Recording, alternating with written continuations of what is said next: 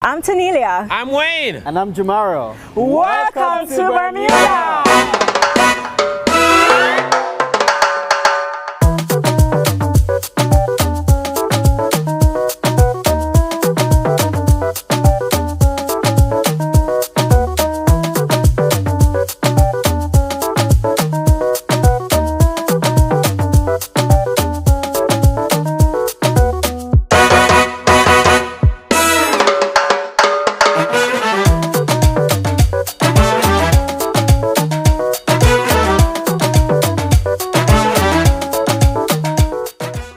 My name is Jamaro Marvel, Program Analyst from the UNDP Jamaica Multi-Country Office, and I'm delighted to be here with Founders Institute for the culmination of the Rise and Scale Bermuda Business Accelerator program. Today concludes with the pitch competition, and this initiative is a part of the Build Back Equal joint initiative, which is led by UN Women. UNDP is pleased to be here with other stakeholders such as the Ministry of Youth, Social Development and Seniors, and the Bermuda Economic Development Corporation in the successful implementation of this amazing program. Over the last 5 weeks, we have been working with entrepreneurs, primarily women, youth, and persons with disabilities-led enterprises, in building their capacity for their products and services for the international market. We are ensuring that this evening we are placing these entrepreneurs in front of international investors. We are building the capacity and their confidence, ensuring that they are able to take their products and services to the next level so that we can definitely see an increase as it relates to productivity here within the Bermudan landscape. Once again, we're delighted to have each and every one of you here with us this evening, and thank you once again.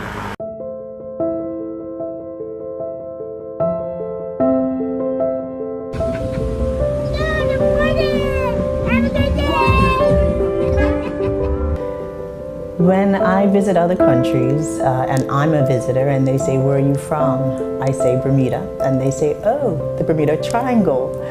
And so Bermuda is known for the Bermuda Triangle. But what we are not known for is our products and services enough, or as much as we would like to.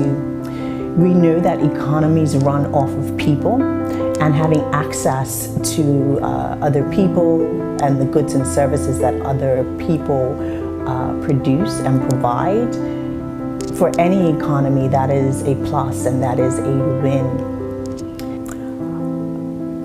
I think that the entrepreneurial journey is a difficult one. It oftentimes is a solo one, but I really want to express that it doesn't have to be.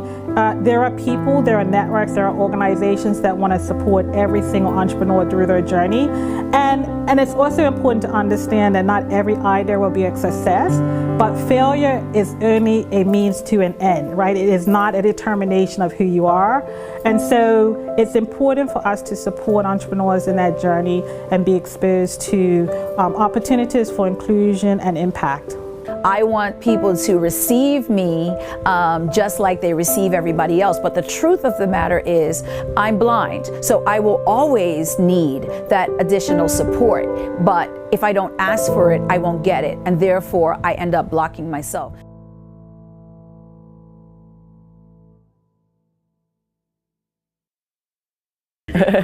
Morning. Morning. I said, be careful, it's a local celebrity. I think it's a local celebrity too. Hey, Bob. Are you eating their Somerset colors? It's pink. Red. I didn't wear it all March, April, May. So I'm from the more central parishes, and I moved to St. George's about 20 years ago, and that is when I really truly fell in love with the history of the country. I bought a bookshop that was actually next door in the historic building here, and being in that historic space, looking up at the cedar beams, I think, I'd wonder whose ancestors cut these beams, who carved this block. This town is hundreds of years old, and just being here inspired me to be more involved with learning about Bermuda's history and then sharing what I've learned with the world. So in Bermuda, we have lots of women-owned businesses, and when we're talking about supporting a woman's owned business, you know, she's often supporting her family.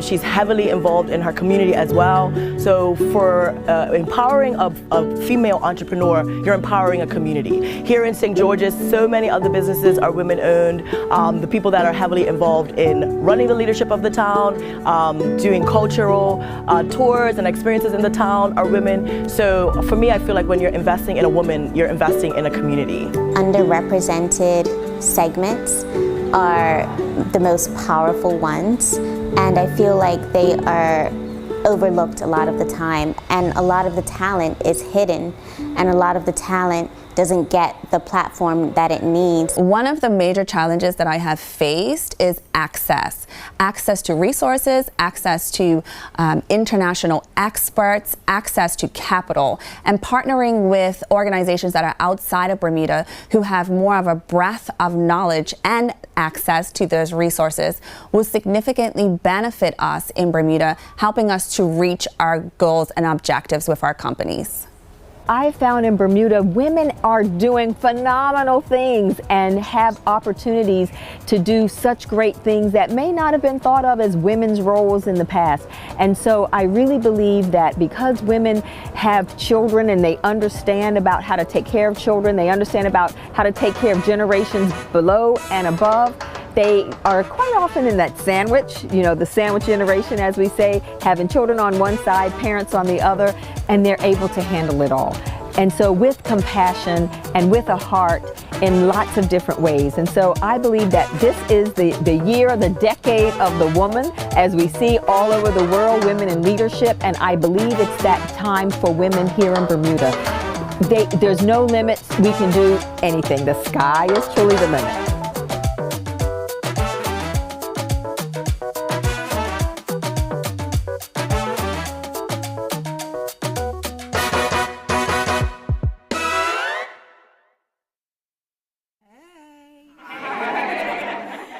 Good evening, Bermuda. Good evening. Okay, so fabulous to be with you guys this evening to just celebrate this wonderful event. We're celebrating. Recording in progress. Okay, let's do that again. Good evening, Bermuda. Okay, thank you guys for coming out. We are thankful for having you here this evening to celebrate this wonderful achievement of the Rise and Scale Bermuda Business Accelerator and Pitch Forum. So I'm Tanila Phyllis, local leader of Founder Institute Jamaica, and I have my leaders here with me as well. Wayne Beecher, also a local leader of Founder Institute, and Jordan, Jordan Jacques. He is one of the reasons why we're here today. So first of all, I start thanking, all the partners that helped us with this journey. I'd like to thank HSBC in particular for this beautiful location, their Harborview Center right on the waterfront in Hamilton. It's fantastic. We love being here. Thank you so much for being so generous sponsors.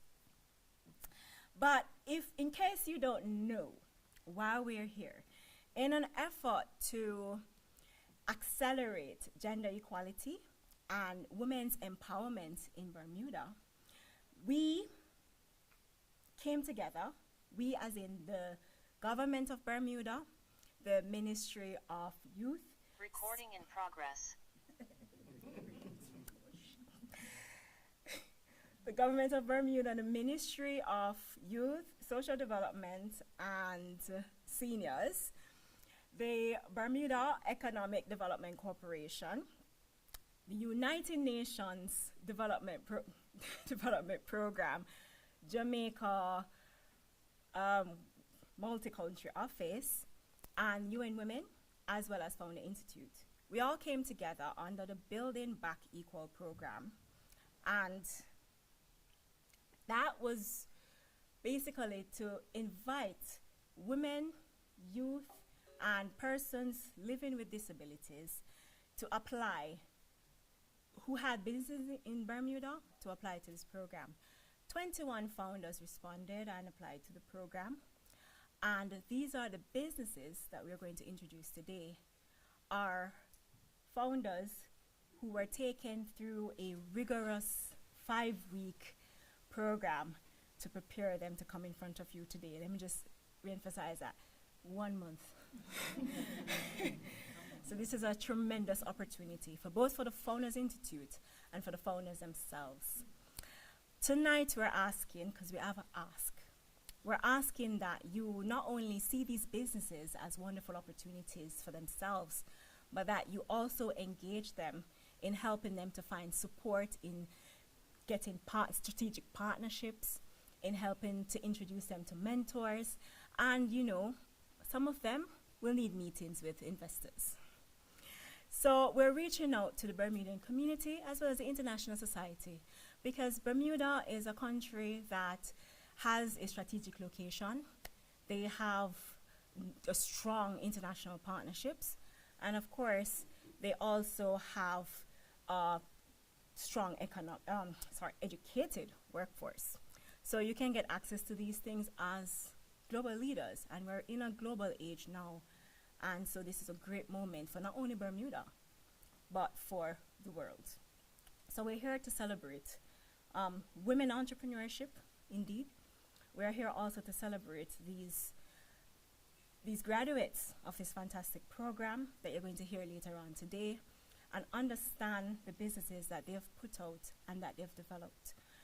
Before we go into that, though, I'd also like to thank the mentors that made this possible, because dozens of mentors participated in shaping these founders and the businesses that you're going to meet tonight.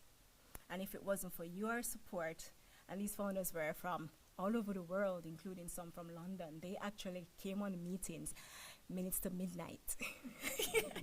So they have done us a great contribution to this program. And if it wasn't for them, I think that this program may not have been such a success. So thank you, mentors, for your contribution, and thank you for your support.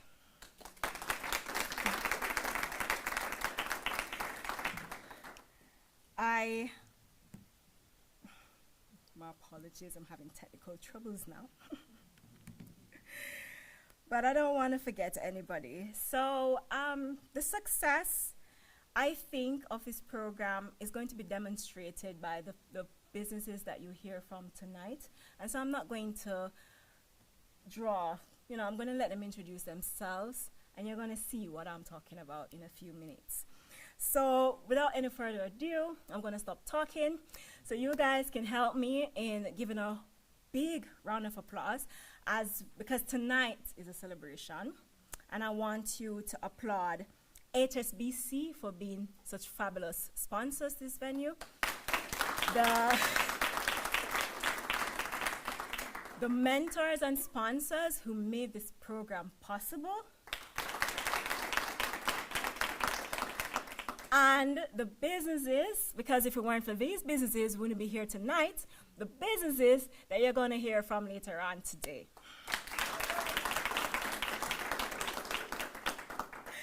So first of all, I'd like to welcome to the stage is the minister in the...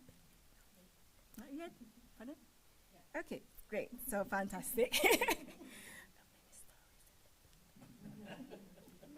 I would like to welcome the Honorable Minister, Tina. Sorry, I'm so sorry. I was practicing all evening. Tine Ferbert.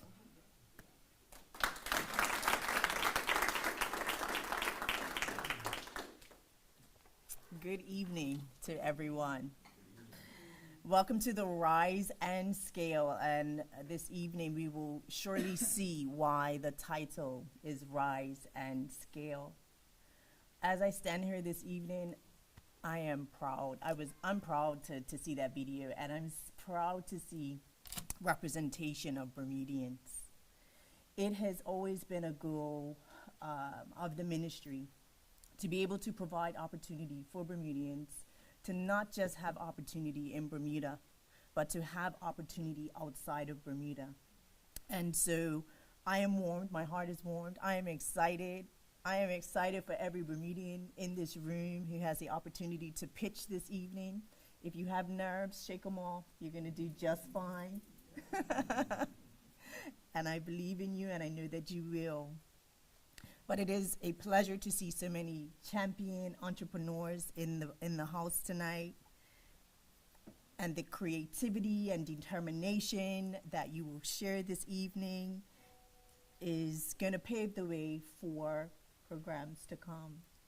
So I want to again extend my gratitude, which has already been mentioned, to HSBC. Yes, thank you, HSBC.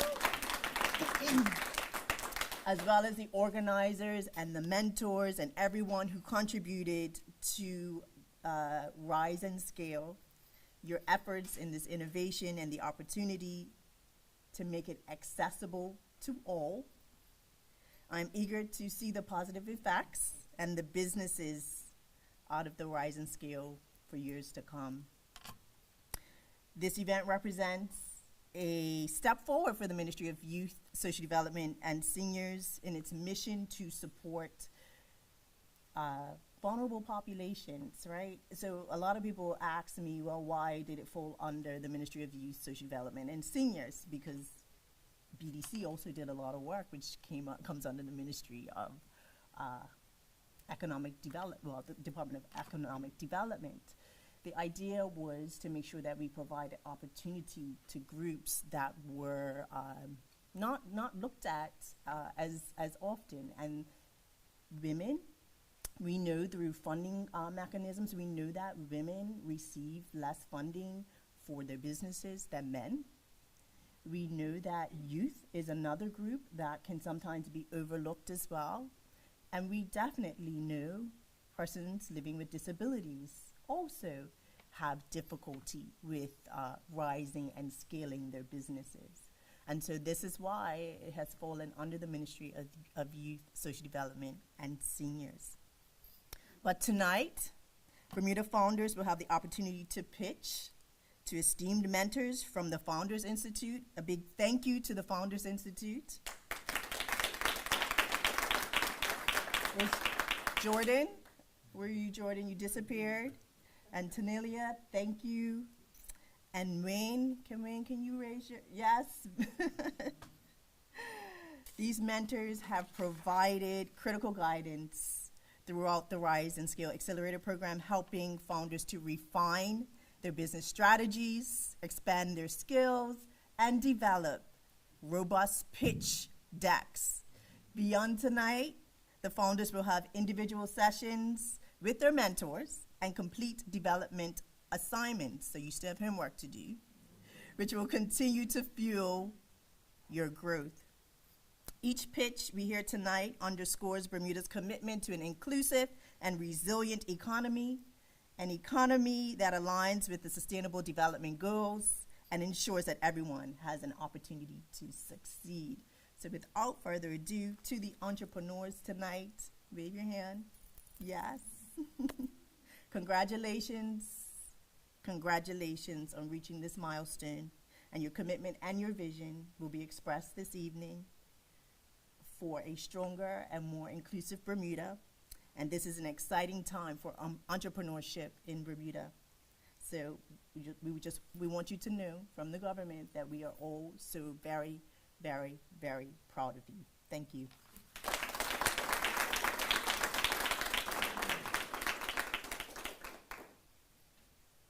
Thank you very much, Minister. Good night, ladies and gentlemen. I'm Wayne. I'm a part of the facilitators with Founders Institute. Tonight, I want to just quickly bring the team that made this possible to the podium to be recognized and to give brief remarks. A year ago, I was called by one of the two musketeers from one UN and asked to put together a curriculum for a gender sensitive and gender equity accelerator program. It took us 5 months to design it with the assistance of UN Women. And Recording stopped. They didn't want you to hear that part, right? And then subsequently were asked to execute this project that should have been executed over 12 weeks in 5 weeks. So what you're about to witness tonight is something that has never been done before. First in Bermuda, Minister. Yes. First in the world. Yes. So in recognition of that, and to make that possible, we had to call on an expert to get it done. And there's no other championship of entrepreneurship and execution of entrepreneur program in Bermuda than the Bermuda Economic Development Council and its executive director. I don't know why she said yes to this madness, but she did. And so what we're standing in now is a moment of possibility made possible by thinking outside the box. Yeah? So at this time, I'd like to introduce Erika Smith and ask her to come forward and make some brief remarks tonight.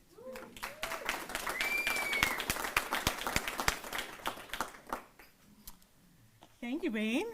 I am a little vertically challenged, so hopefully you can see me. Thank you for those kind remarks. I first and foremost want to absolutely say thank you to the Ministry of Youth, Youth, Social Development and Seniors.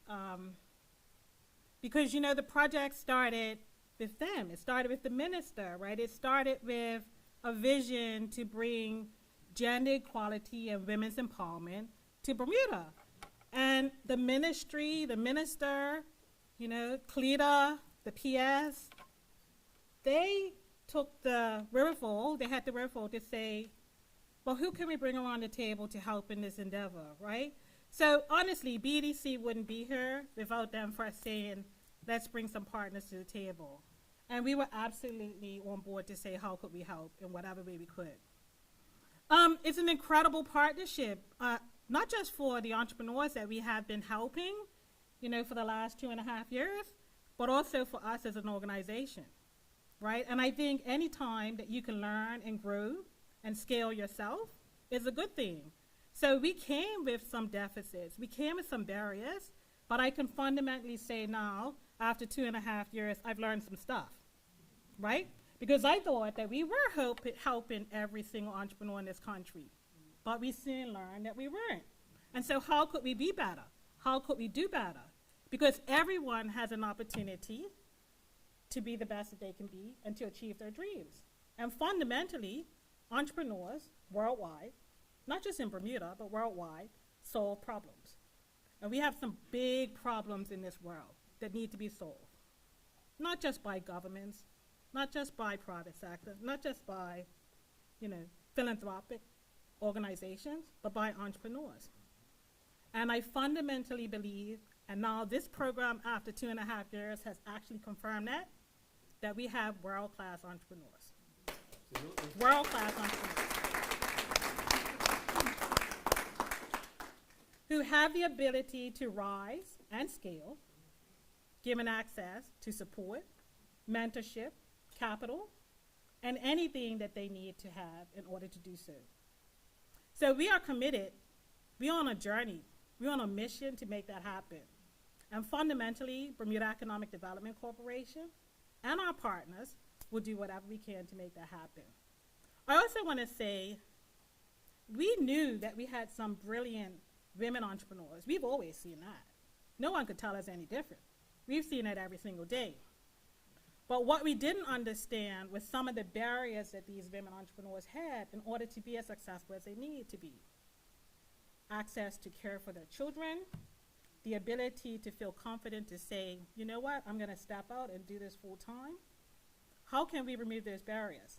But through this journey, we also found that we were missing out on some other key demographics. Fundamentally, youth entrepreneurs. How can we create a country, an ecosystem that prepares young people to make the decision to be self-employed if they want to be, and to grow their own businesses instead of having to work for somebody else, right? Like my friend here, Zan Sinclair, right? Zan is on a journey, right? And you've just started, but I have no doubt that you will make an impact on this country, right? But we also recognize that we have people who have disabilities, who have entrepreneurial dreams themselves, like my friend Sherilyn, right? who is speaking to truth what she can accomplish if we just remove the barriers that make these things possible.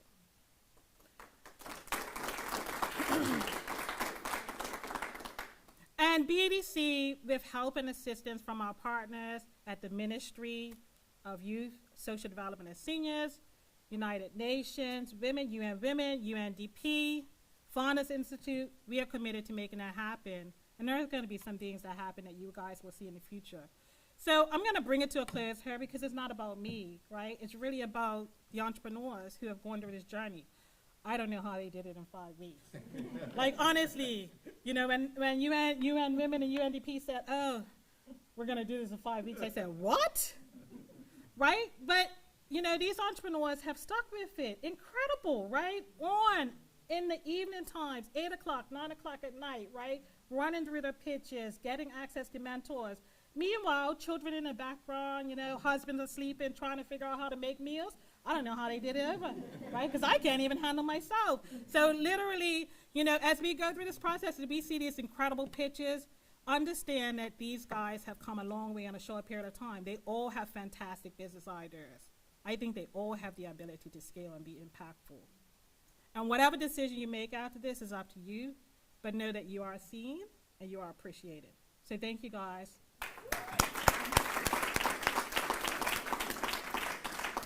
And thank you very much, Erika. You talk about an ecosystem, right? And it took an ecosystem to pull this challenge together. An ecosystem within an institution. So this project has been brought through a program called the Joint SDG Fund, which is an internal organization within the UN group. But for this particular program, we have the UNDP and UN Women who led the initiative jointly, which is amazing, right? Because multilaterals don't really normally work together. So in that regards, I'd like to invite Jamaro Marville to bring brief remarks on behalf of the UNDP. He'll be followed by Gail. All right, good night, everyone. Good night, good night. First of all, before we go any further, could we give a round of applause to Founders Institute for that video? I mean, I flew into Bermuda yesterday. I shot that literally right outside of BDC. I wasn't sure if I was going to make the cut because of my 1 or 2 takes, maybe 10. But it was amazing to see the production that came from, and the quality of it as well. For those entrepreneurs who are in it, I really encourage you to get your snippets so that you can use it for the promotion of your enterprises. But anyways, first of all, I just want to say thank you so much to each and every one for being here tonight. This has been a journey, as has been communicated before, and we could not have done it without very key stakeholders here within Bermuda. Minister, you have an amazing team, and I just want to say to continue to empower them in the way that you do. We could not have done it without the Ministry of Youth, Social Development and Seniors. I know we have communicated this, but I also have to reiterate it from our end. Also the BEDC. I always tell Erika she is somewhat of a superwoman in the way how she communicates, in the way how she champions the efforts of entrepreneurship here within Bermuda. I mean, operating in other spaces, we don't necessarily see this level of passion coming forward. So Bermuda, you guys have a gem. Continue to work with the BDC in terms of everything, all the opportunities that are being put forward. So now that I have said those thank yous, I also want to say thank you to the entrepreneurs. I know that when we put out this call for persons to apply, saying a 5-week program was a little daunting. As Wayne would have mentioned, it was actually originally supposed to be 12 weeks. And we had this amazing curriculum put in place that we worked so hard on, but because of some challenges that we had, it was kind of reduced to the 5 weeks, but it was an amazing 5 weeks. I was able to join some of these sessions, and I was so pleased to hear about some of the businesses that maybe ideation or those mature ventures, how you guys are moving forward and pushing boundaries. And I just want to encourage you to continue to do so. From UNDP, we also want to share our commitment to the entrepreneurs here within Bermuda, because we will continue to work with Founders Institute in several ways. So first of all, I also want to say that the cohort of this group, you guys will continue to work with Founders Institute over the next year in terms of continued mentorship, continued capacity building. And I just want to say thanks so much for Founders Institute to be open to this. So a round of applause for Founders Institute. So it does not end here. One of the reasons why we also chose Founders Institute is because they have this amazing toolkit, their alumni toolkit, which you guys have lifetime access to. As relates to resources, as relates to investment opportunities, as relates to the mentorship network. You guys will, I think Tanelia would have mentioned it in one of your sessions, they are your friends for life. So continue to tap into these networks, continue to tap into these resources as you rise and scale your respective enterprises. And then also, through this program, we're also going to be giving the opportunity to one of our entrepreneurs to be able to pitch at the Founder X conference, global conference, which will be happening. Now, similar to what's going to be happening tonight in terms of entrepreneurs being able to come before us to pitch your respective businesses, we're actually going to take you to the location in which the conference will be happening to pitch in front of global investors for opportunity for continued investment and mentorship to take place, which I believe is phenomenal because as we were having our discussions with the respective stakeholders, we recognize that this was a need for Bermuda, and we're really happy that we were able to plug that gap here. So I'm going to take a moment of hush because we really want to get into the pitches, but I just want to say congratulations to the cohort. I really wish you guys the best in terms of all future endeavors, and know that UNDP and by extension UN organizations are here to support you in any capacity outside of this program ending. Thank you. I must pause to properly recognize and acknowledge UN Women. But before I invite Gail to the podium, I must indicate that Founders X is a big deal. And so that's a prize worth competing for. It's going to be in Texas this year, and it's co-located with another investment forum, and so all the top investors will be there globally. I think Elon is there one year. I don't know who will be curated this year, but it's a big deal, and to have representation there, definitely a thumbs up. So you would tell by the composition of the cohort that women representation is strong on the agenda, right? And that's not by accident. That is by design, right? Because we have UN Women as one of the key protagonists in the design of this program. And so to bring brief remarks, I'd like to invite Gail Gollop, who represents UN Women for the Caribbean, to bring a remark. Thank you, Wayne. Good evening, everyone. It is a pleasure to be here. On behalf of Ms. Tawny Broadber, the representative of the UN Women Multi-Country Office of the Caribbean, who this entire program, Building Back Equal through Innovative Finance for Gender Equality and Women's Empowerment, is really Tawny's baby. Tawny pushed and pushed and pushed to get it through. And what we have here today is a culmination of 30 months of work that we've been doing through UN Women, UNDP, the Ministry, and BEDC.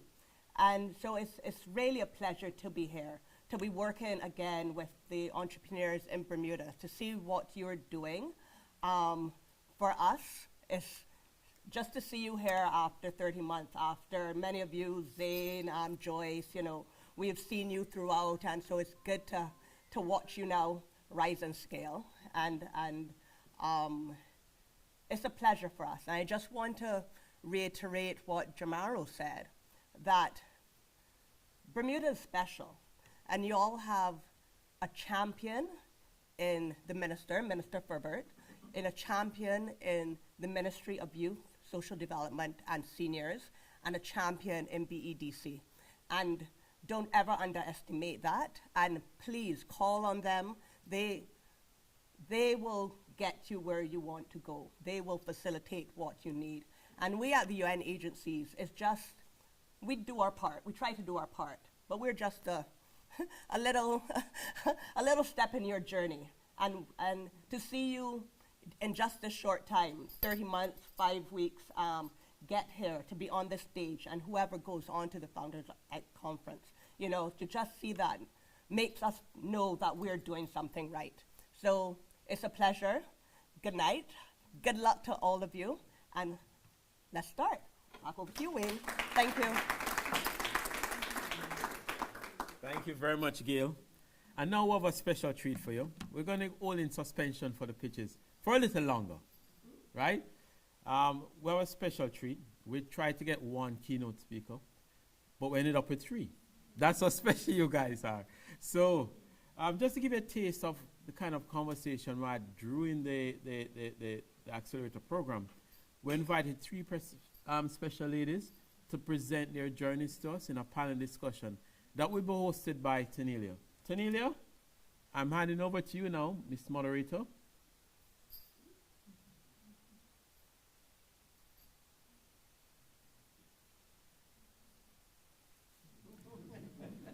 I could do it. Hello. Hello. Hi. So over to you now, Tanelia. Take it away. So I think I'm having a technical challenge. Give me 1 second, please.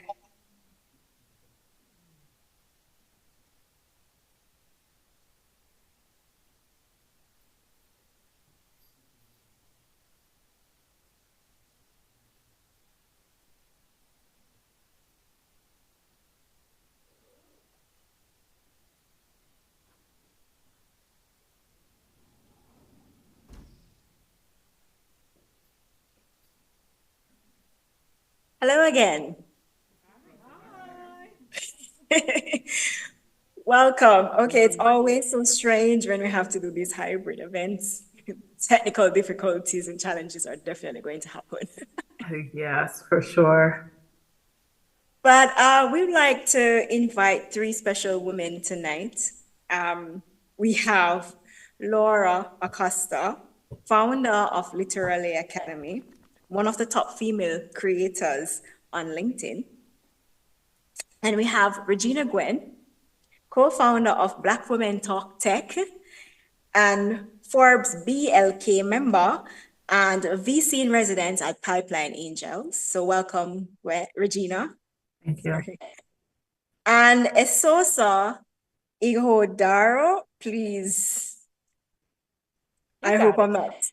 Yeah, I got it. Great. Co-founder of Black Women Talk Tech and founder of Accelerator.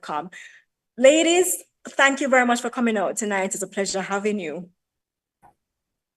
Thank you for having us. Absolutely. Looking forward to the conversation. So am I, and so we all are. First of all, we want to get an idea of your experience being female entrepreneurs and entrepreneurs as women of color and minority groups. So what we're going to ask you tonight, we just want to get your feedback on like what are some of the key challenges that you had faced, like being a female entrepreneur, and how did you overcome it?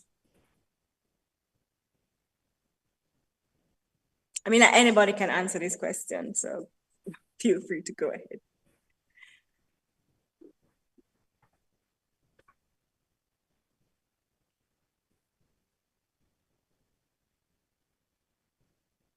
Regina? Wonderful.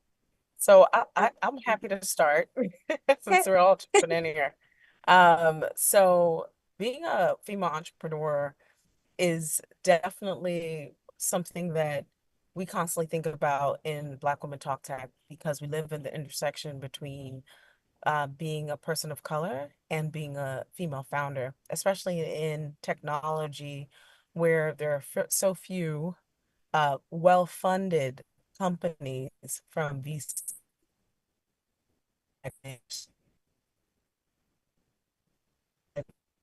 They're a scalable business, and generally it's no. And so we are here to give more people a chance to be more visible. And a big part of how we built was really building collaboration with people and making sure we create networks and safe spaces for us to connect and communicate. And that was really in the beginning of our entrepreneurial journey, because we understand entrepreneurship can be very lonely. And when building with across each other, we learned a lot from each other to be able to grow and scale our companies and allow us to really be fierce competitors in the marketplace. And so a big part of us being able to scale Black Women Talk Tech is being able to support one another with advice, networks, access to capital, all different things that make the difference for our counterparts. We also need to make sure that we have our share, our space at the table. That's fantastic. I mean, what you women have done is so incredible, and it's such an inspiration to other female entrepreneurs like myself, and especially for the entrepreneurs tonight, because I don't think we get a lot of validation on this journey. It's such a lonely journey for us females. And so it's great that you guys have a network and you've actually done something like that created this sort of community. What I want to ask Laura, because you are now a top voice on LinkedIn, and how did you leverage that platform to create meaningful business opportunities? And what advice would you give to the entrepreneurs tonight in building their personal brand on LinkedIn? Well, thank you so much for having me. I'm so honored to be invited. So thank you for that. And yeah, for those who don't know me, I've been on the platform for like nearly just 2 years. I started posting in May 2022. And I managed to build so quickly because I was simply obsessed with the idea of having visibility, especially as a female entrepreneur. I always felt like the men were above me and I just would never, ever, ever get a voice. But then I just sat down and kind of like thought, okay, what can I do to grow as fast as possible without losing myself? And that was through storytelling. Too many people try to outcompete others when it comes to experience, expertise, and even network. And I had neither. I was just a broke student finishing university with no job prospects. And so I decided to lead with my story and how I felt and what I was doing and my current situation and what I was learning. And throughout that, I started practicing my writing muscle, which is what LinkedIn is known for. It's a writing-based platform, like text-based platform, not video. And so as I went along, I told my story of how I was like trying to build a business, how I was trying to get clients. And 2 years later, I am one of the biggest female entrepreneurs on the platform, simply because I decided to believe that my story was worthy of hearing. And with that came a lot of, I had to literally rewire my brain to believe that I was worth listening to. And so I think it's building a personal brand has not only been beneficial for me as an entrepreneur, but also mentally as someone that didn't believe in herself a lot at the start, especially with entrepreneurship. It's super lonely. You don't have many people to relate to. Your old friends don't really know what to say. Your work colleagues, they don't get it. And you're only just learning. But on LinkedIn, you find people that are literally at the same place in time as you, like trying to grow. So I would say how I grew the most was through telling my story, but how I grew the fastest was building a community of like-minded people. Great. Thank you so much for that. And I'm glad that you mentioned, that you also felt what we would call imposter syndrome, because we don't get a lot of validation for what we're doing for most of the journey. And because of that, we're not even sure that we're doing the right thing. And entrepreneurship is a space where failure is everywhere, and we fail more often than we succeed. And so we're not even sure if we're doing this thing properly. And it creates this sort of thing. But I'm glad that you say that, because I think that the entrepreneurs tonight need to hear that, that you can do it, that all you need to do is believe in your story, that people want to hear it. Thank you. So I just want to move to Regina. And you built Black Women Talk Tech with your co-founder. And, as VC in residence, what is your advice that you would give to female founders when pitching to investors? So there's a lot of different considerations as it relates to raising venture money, right? So as we think about different types of capital, venture is one of them. It's not the only one. And ideally, you will have refined your pitching to people who aren't investors, right? Like your friends and family, considering an angel round, looking at your banker, your lines of credit, grants, pitch competitions. And so definitely making sure that your quote unquote elevator pitch is strong. And also really, for investors that are investing in early stage startups, they're investing in the founder, right? Like how passionate she is, but also how knowledgeable she is about the market. She should know every competitor within her space. She should have done the research, know the numbers, and be very comfortable talking about numbers. I know that oftentimes, unfortunately, whether it's true or not, but oftentimes women have challenges in feeling comfortable at talking about margin, inventory turn, what's the return on the investment of the current business, what's the traction, all of those pieces. And investors want to know if they're going to give you money, whether or not you know how to talk money.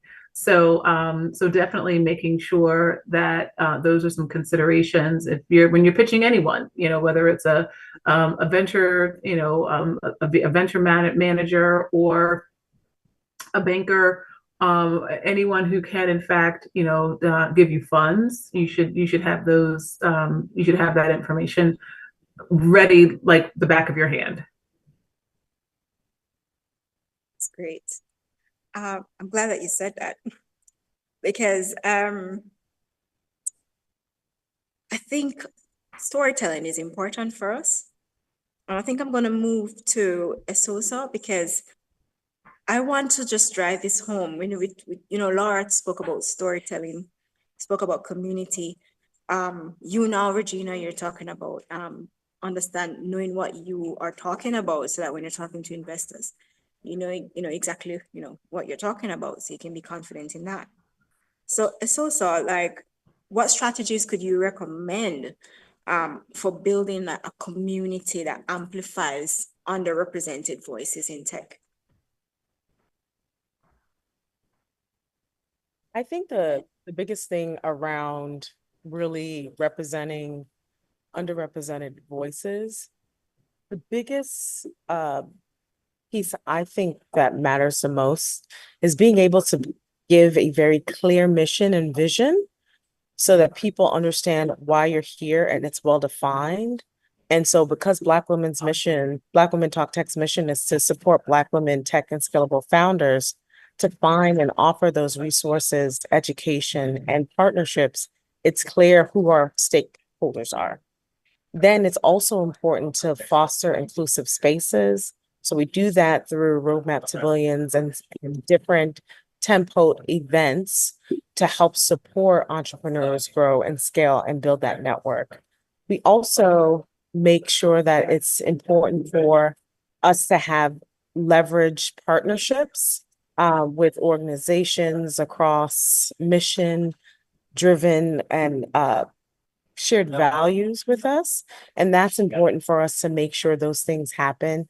I also think it's also important to remain consistent with your network so that as you start to grow, you can see continuous impact within our group of founders. And I think that's what has allowed us to really be able to tell the stories that matters, the success stories through our network that matters, so more and more people to not only just be inspired, but know where to go to connect and find those resources for connection. Fantastic. In Founder Institute, we do a lot in terms of mentorship, and mentorship play a very important role in career development and business success. I mean, how early should founders approach funding, finding the right mentors to help guide them along the way? I think that the idea of finding a mentor should always be on your radar. Being able to get help, you're going to need a lot of it.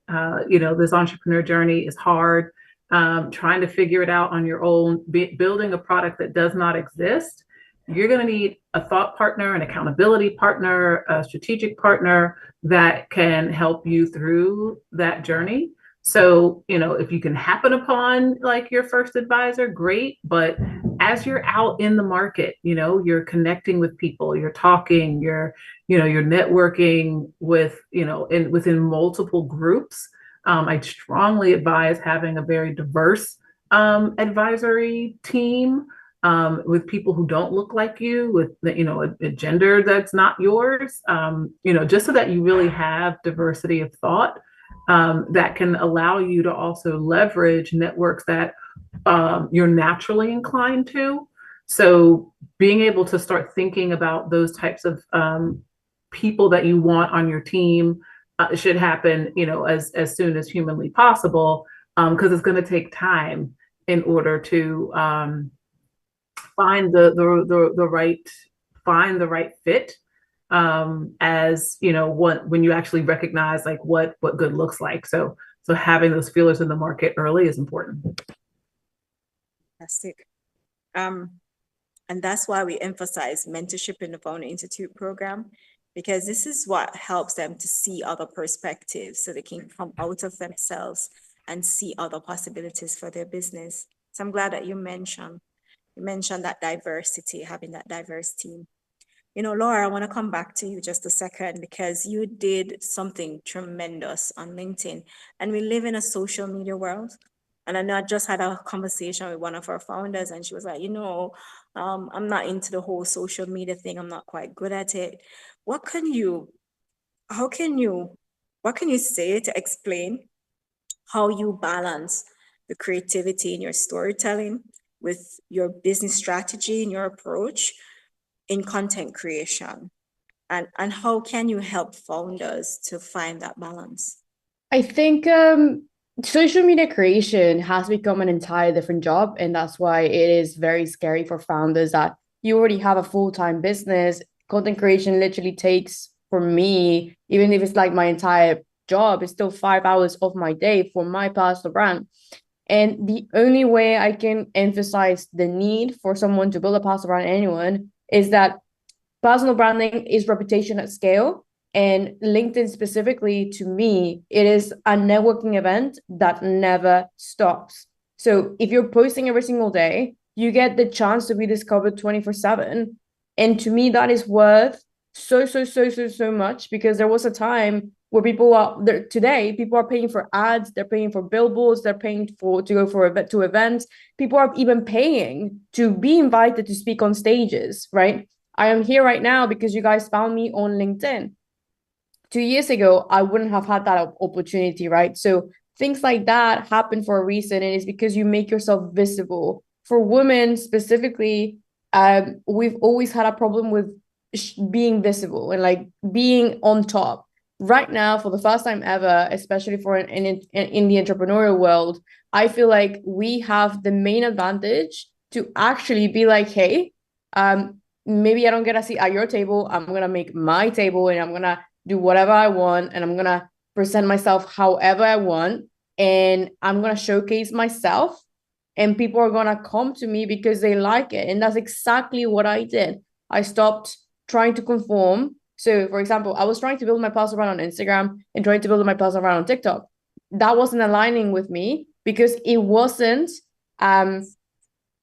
honestly intellectually stimulating. I didn't like the vanity of it. So on LinkedIn, it was more about what I did, what I was learning, what my business was about. And so I started attracting like-minded people. And in order for a founder that's busy to just kind of like generate ideas, which is where people get stuck, is I look at the screen and it's a blank piece of paper and I don't know what to write about. you write about what you're going through. So most of my founders and I guess all of you here, you have interesting things that you talk to clients, investors, raising funds, a new problem that came up and how you solved it. Those are things that you can talk about on your LinkedIn. You don't have to have the crazy story like rags to riches. We just raised $100 million for like our B2B SaaS. It doesn't have to be that because people want to relate more than ever now. There's a connection crisis. I always talk about this since the pandemic. And people want to follow people that are like 2 steps beyond them or like 3 or 4 or like that we're in the exact place that they are at. So you have to meet people where they are at and then inspire them. And so I feel like that's what's given me the most leverage when it came to my personal brand, because I appeal to the students because I just graduated. I appeal to the young entrepreneurs who are in business just recently and to the older generations that see themselves in me, like the drive, the passion, the grit, whatever it is. And it's because I'm consistently sharing the day-to-day, not just the here's how to write on LinkedIn. It's also here's how I learned to write on LinkedIn, even though I didn't know copywriting 2 years ago. That is very relatable for anyone that's trying to grow and build their LinkedIn following. It goes with that. It's the connection aspects that's missing. So that is such fascinating insights, and I'm glad that you were able to come on tonight and just share that with us. And I know that in this group, it's a fascinating group of women that were graduated tonight, and I'm sure that they took something away from all 3 of you that you had to say. I just want to say, to wrap up in 1 word or 2 words, what would you want to say to the entrepreneurs here tonight?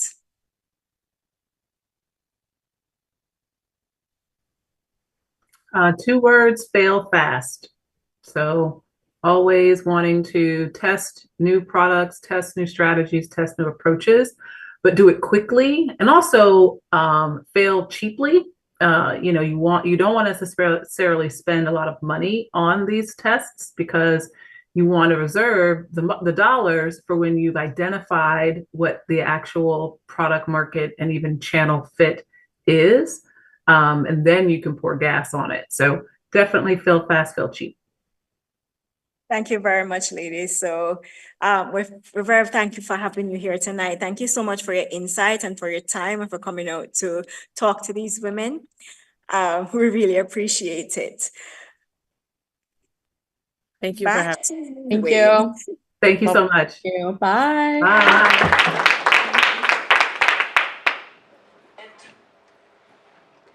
That was good. Yeah, it was. That was good. That was good. But I know why you're here tonight, right? You want to hear the pitches. So the moment has arrived. Shake off the nerves. We're ready to go.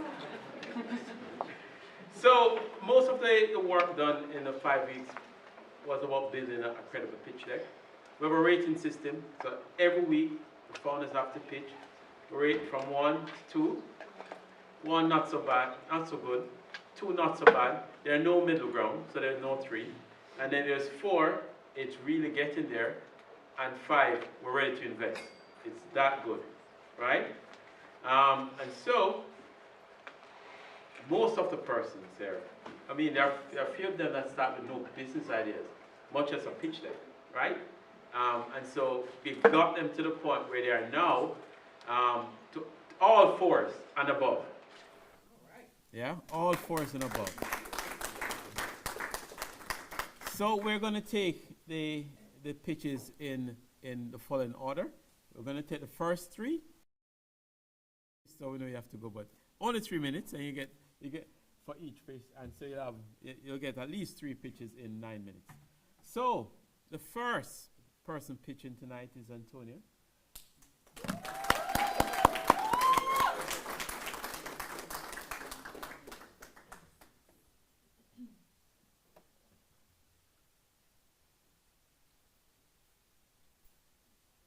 Good evening, everyone. I follow instructions. Okay. Just going to do a quick tack check.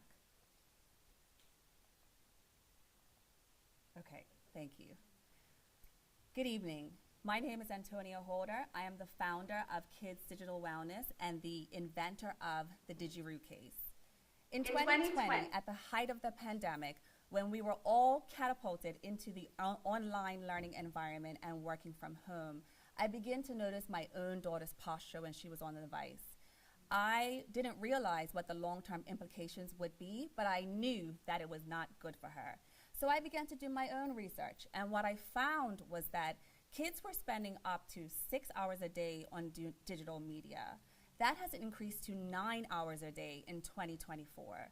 We don't really know what was happening. They were hanging their heads down, and we still do. They hold their heads down very low. They get access to it at a very early age, and many people are unaware of the effects. Can you imagine putting a 40-pound kettlebell around your neck?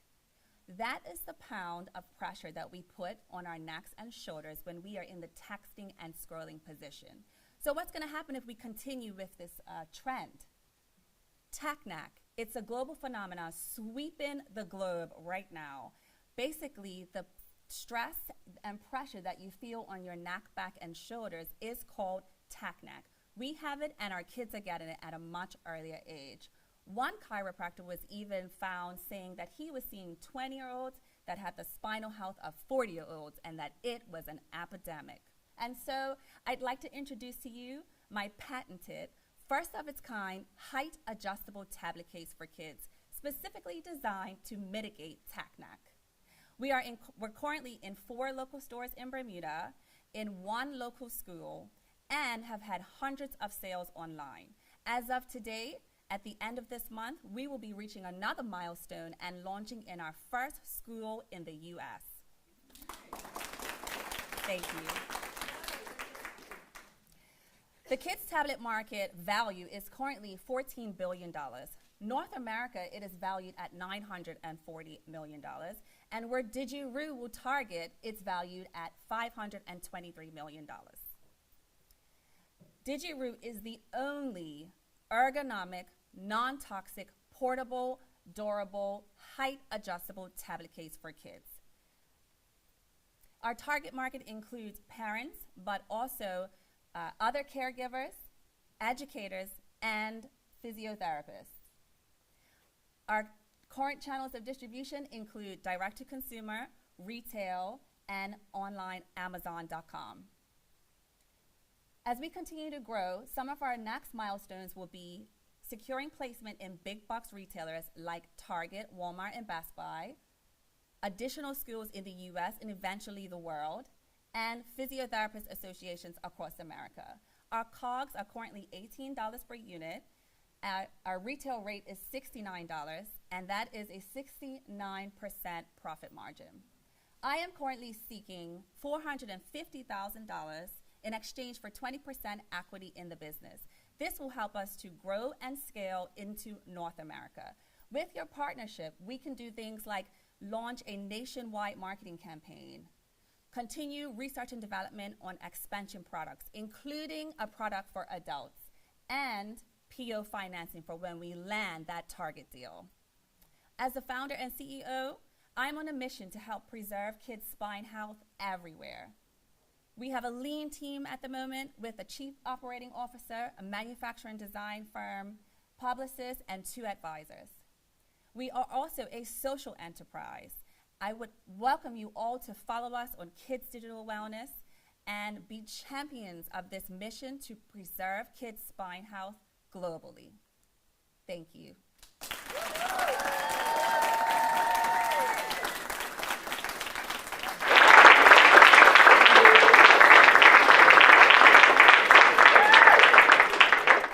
That's pro level, right? Yeah. That's pro level stuff. And she's going to be followed by another pro level stuff. Yeah? So, welcome to the stage, Adoranka of A.B. Wilson Consulting. Hi, good evening, everybody. I understand that if you go second, you get 20 minutes, so, but I'll only take 3. This is a picture of me on a mountaintop in Indonesia.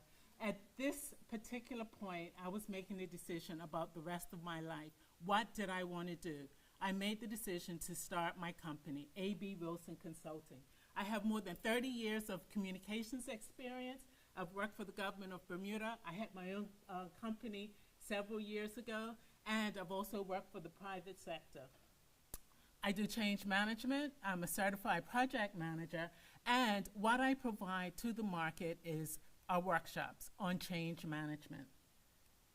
The workplace is very diverse. You have lots of generations working together. You have many hybrid workplace environments, and there's a lot of change taking place. And people are feeling isolated and lonely, and they're bringing that to work. And so we have opportunities to bridge that.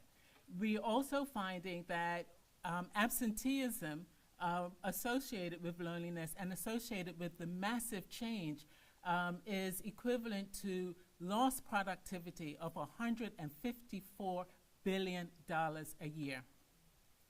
And so imagine the workplace and in a completely different space. Imagine that you're thriving. Imagine that managers are working together across the board and doing the best work with their staff. What I bring to the table is the use of appreciative inquiry, which is a strengths and successes-based methodology, together with the change management methodology of ADKAR. And so my ideal clients are HR managers and team leaders. And I'm looking for businesses that are small to mid-size and or experiencing growth spurts. The industries: healthcare, government, education, technology. And so what are the benefits of working with a small company like mine? We're nimble, we understand the market, we create bespoke solutions for our clients, and we're able to move quite quickly. So my ask today is for connections. I want to work in Caribbean countries. I want to work throughout Bermuda. I'm passionate about working in African countries. I would like access to networks. I like introductions. And over the next 2 years, I'd like to grow my company. Right now, I have a grand total of 1.5 employees. I want to grow that to 8 employees over the next 2 years. And so this is where you'll find me. This is all my social media and my website, abwilsonconsulting.com.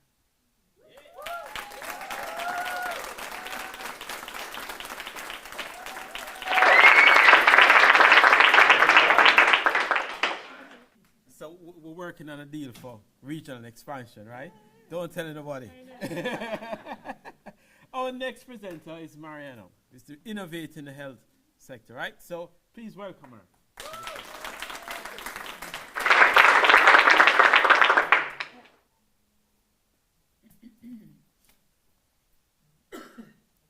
Hi everyone, so I'm Mariana Parks with Hana Health, and we are a self-care video platform to reduce healthcare costs and improve employee productivity. 1 in 2 employees suffers from muscle or joint pain, and they are the most limiting work condition in the US. In 2016, they were the leading driver of healthcare spending, costing the US $600 billion. So with 13 years of experience as a physical therapist and frustration with the current healthcare system delivery, combined with my desire to help people on a larger scale, I developed a platform to provide personalized care to help people prevent and self-treat pain. So once you sign up to the platform, you choose your goal, like for example, decreasing pain, getting stronger, moving better, and then from there you are directed to the best exercises for your condition based on your response to specific movements and tests. And we've done that through our proprietary back-end system. We also collect data to track users' progress inside the platform and to track the program effectiveness. So we started the software development in February this year. We have currently 20 American physical therapists and Daimler Truck North America sign up as beta testers. We also secured a 1-year contract with Argus, a local health insurance company here in Bermuda. And today we have developed over 400 exercises in our proprietary back-end system. We are expecting to launch in February next year. So we are a subscription-based per employee per month fee, and we also generate patient referrals, and then we charge physical therapists a fee for this referral. We focus on American and self-insured companies in Bermuda as well, with 13.5 million employees. We focus on our specific target market, which is small manufacturing businesses with 1.5 million employees. Our differentiator is that we don't need a physical therapist to prescribe the personalized home exercise program. We do that with our exercise that adapt based on individual's feedback. Our go-to-market strategy is to find online communities with HR managers and wellness coordinators on LinkedIn, and then engage with them there, and from there build an email list and send them a warm outreach email. I am licensed in Brazil, in the US, and in Bermuda. And in my advisors team, I have Dr. Thomas Dreisinger, and he is who has led successful venture-funded injury prevention programs for Fortune 500 companies. And right now, I'm looking to connect with HR managers and wellness coordinators to bring this solution to more companies. Thank you.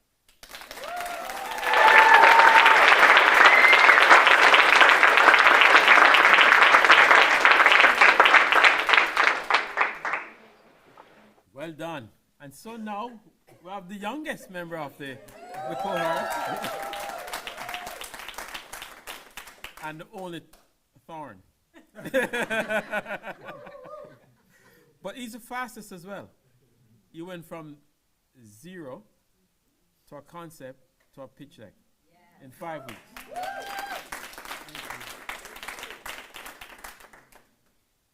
Like they said, I'm the only man in this program, so please soak me up.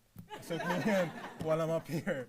So I have a quick question for everyone while I get started. Have you ever seen a property and been like, wow, this place has so much potential? And that's the exact angle my concept is looking to take advantage of. Homestead is looking to identify derelict and underutilized properties in strategic areas and cultivate them into productive and thriving gardens. And once they are in the thriving stage, we're looking to use those natural resources and create sustainable activities and experiences, cooking classes, food preservation workshops, floral arrangement sessions, taking the natural resources and making these experiences for people to experience. And I know a thing or two about, a bit of turning derelict properties into thriving, productive gardens. When I was 17, I started my first business, Sinclair Seed Sowing, where I help customers develop their properties. I'm 21 now, so I'm looking to use those 4+ years of experience in spearheading this new endeavor. So why even invest in our services? Through our hybrid compensation model, we're looking to kind of reimburse our investors, our property owners, by giving them an opportunity to actually profit off the produce they produce, and as well as actually getting a base usage fee for allowing us to use their properties. And with that, we create a unique 3-in-1 experience, allowing people to adventure and experience and engage with properties they wouldn't usually have a chance to see or step foot in, which is not offered through traditional tours. As well as getting to eat some of the fresh, local produced food. I don't know if you guys have gardens, but the best food comes from them. As well as to learn and engage, creating kind of immersive experiences where they get to kind of sharpen their skills and learn. As well as we're looking to pilot this in St. George's. And through that, we're looking, I identified it because it's a mixed zone. It has economic activity as well as residential facilities. Huge tourist hub. I think it would be a great place to kind of get exposure and develop this pilot. Great opportunities for collaboration with awesome entrepreneurs there in the St. George's hub. And I think it's a great ecosystem for collaborating with, other entrepreneurs. You scratch my back, I scratch yours. As well as, that takes advantage of one of the most popular market trends, within the industry right now, in the business world, ESG. I think this is an awesome opportunity not only to develop the environmental landscape in Bermuda, but also the socioeconomic health in Bermuda as well. And with that, our end goal, our long-term goal is to scale. We've identified cruise port communities as one of the strategic locations due to their mixed zone, landscape, as well as the high tourist traffic there. So this year, it's estimated that 35 million passengers will board cruise ships this year. So it's a growing market, and I think there's a lot of opportunity in that. some of our attraction, we've secured our first client, as well as through my experience leading Sinclair Seed Sowing. Thank you for the past 2 years. I have a great reputation. I have a great ecosystem. I have great friends, mentors, networks, and people willing to help. And I hope you help me rise and scale this concept. And my ask today is $60,000 to assist with startup costs and getting the equipment I need, website development, marketing, and I hope that you guys help me out there. Thank you.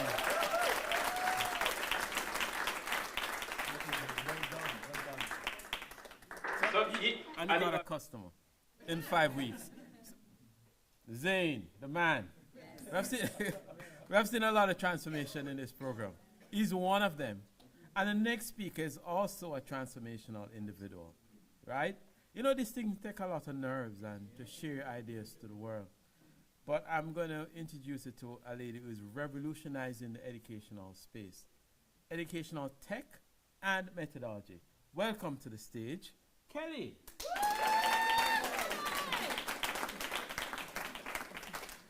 Good evening, everyone. So indulge me for a moment. Does anybody remember their childhood experiences? Sorry, I should, okay. Does anybody remember their childhood experiences? Yeah. Like, what was your best childhood experiences? Being able to come home before sunset, climbing those trees. How about pretending that you were Tarzan swinging from tree to tree, right?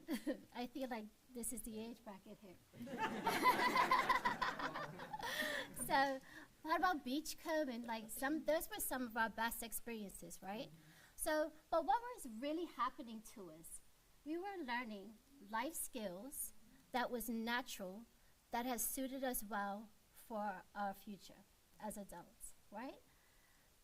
But Khan's Creative Art and Nature for Smallies has come up with the idea of having outdoor programs for children to mitigate the problem of technology addiction.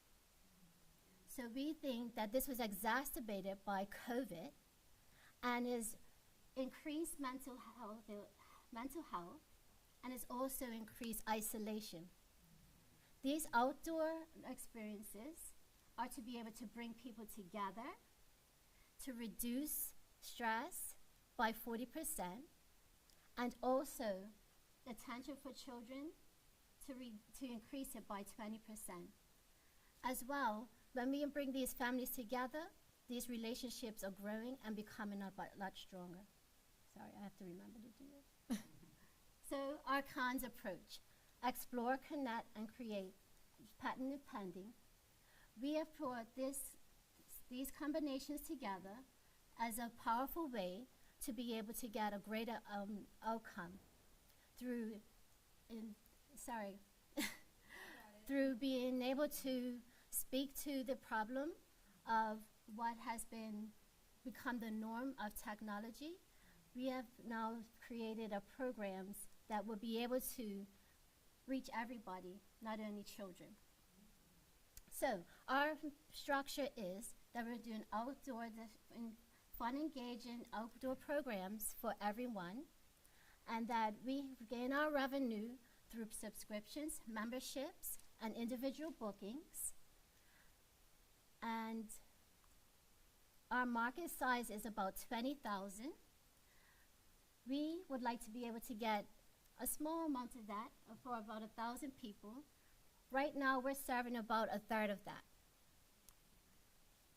We don't have any real competition right now, as we're a holistic program and it's pretty unique, but we do have substitutes and alternatives to those programs.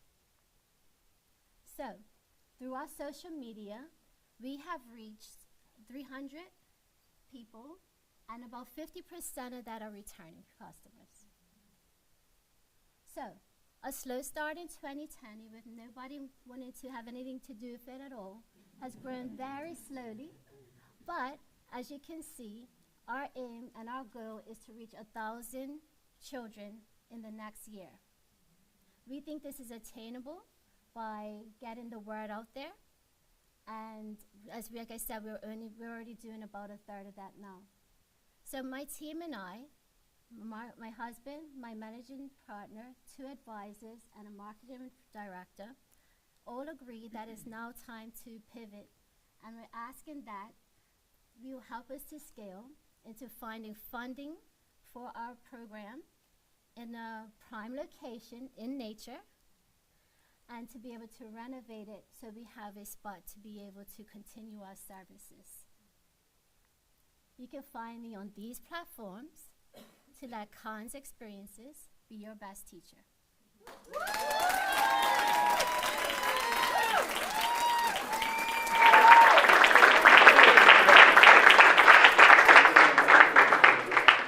There's a big story behind it, trust me. Took a lot of work to get here. Excellent. Well done.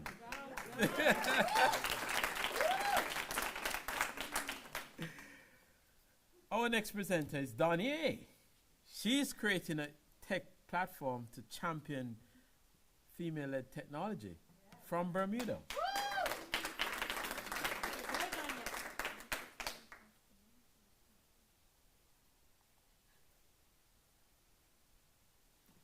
Good evening, everyone. My name is Danya Hollis, and I am the founder of Deluxe. I started my website as a blog showcasing my art and design, as well as highlighting events that I attended and local products that I found at these events. The problem I found was after attending these events, if I wanted more of a product, it was hard to get the product because of lack of social media and websites for businesses. So the problem is a lack of unique and quality products found in one location, and it's difficult for customers to support small businesses due to the lack of efficient service. The problem for local businesses as well is that online platforms are very costly, as well as renting store locations, as well as they are unable to reach more local customers and international customers. So our solution is for customers to use our website as a one-stop shop for goods. It's an easy and efficient checkout process. And for local businesses, we eliminate the cost by facilitating the transactions through our website. And we also help them reach international customers via worldwide shipping. Our company is a worldwide shipping online marketplace, and it was developed to help online users who are working women ages 25 to 45 shop for everything they need in one place. I feel like this is my target market because these women shop for themselves, their family, their friends, and their household, as well as their children. Traction. So far this year, we've had over 10,000 website visitors. We have over 700 subscribers. We signed our first vendor this year as well, and we have 40% returning customer rate. Our market, since we are online, it's over 2.5 billion online users. 52% of those online shoppers are ages 25 to 45, and 52% of them are female. We also realized that 57% of online shoppers order from overseas retailers. Our business model is transaction fee revenue model. We charge a $35 monthly fee for vendors. Our commission is 6 to 25%, and we also have inventory storage fees, which is optional. We also see this business model working in other small islands to help them grow their local businesses. How it works. So customers will browse their products they would like to buy, add to cart. Each vendor will receive a notification when an order is placed. We collect the order from each vendor and consolidate it and deliver it or ship it to the customer, and then the vendor will receive their earnings minus our commission fees. Each vendor will also have their own link, so customers can click and go go directly to their products. The acts. We are looking for assistance and connections to build an app to accompany our website, find a workplace to station our office and create content for the business owners, as well as hold inventory, so when orders are placed, we pack and ship, and also build a team to help grow our website. Here is our contact information. Thank you very much.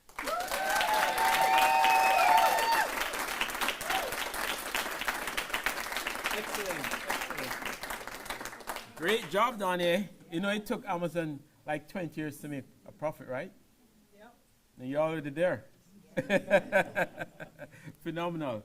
Next, I'd like to invite Razia to the stage.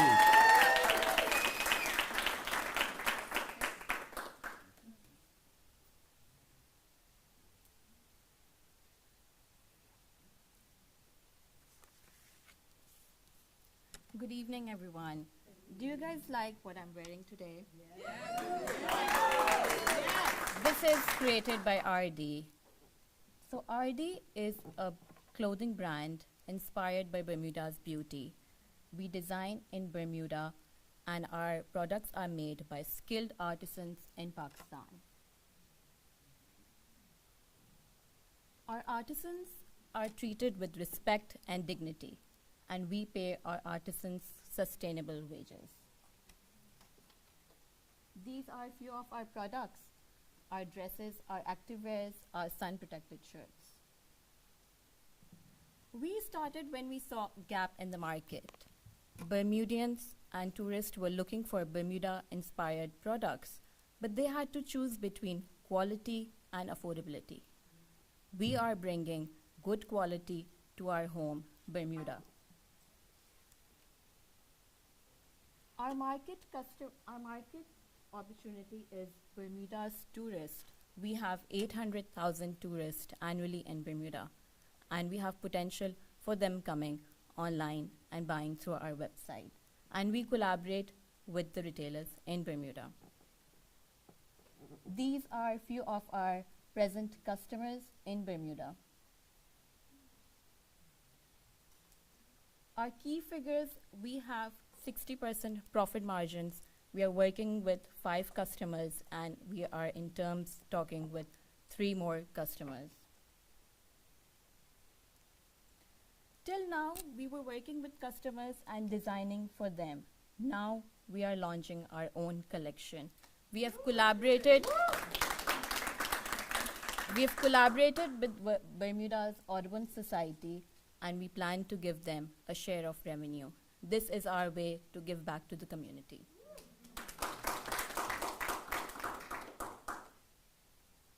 We are looking to raise 100,000. We have 50,000 in cash, and we want to launch our new collection and start our own retail shop. We will give 10% of our company. This is our team. I'm the founder. My kids are my inspiration. My husband helps me with accounts. Asad is our graphic designer, and our most important part of our company are artisans. Thank you for your support. Support our journey, story of craftsmanship, culture that we share together. Thank you.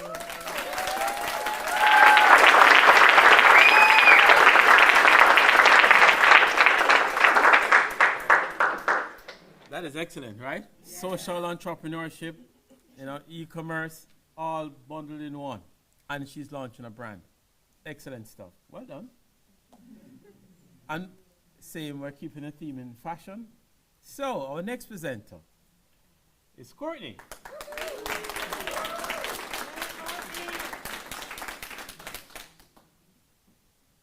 Now, I was not expecting this to be this tall, first of all.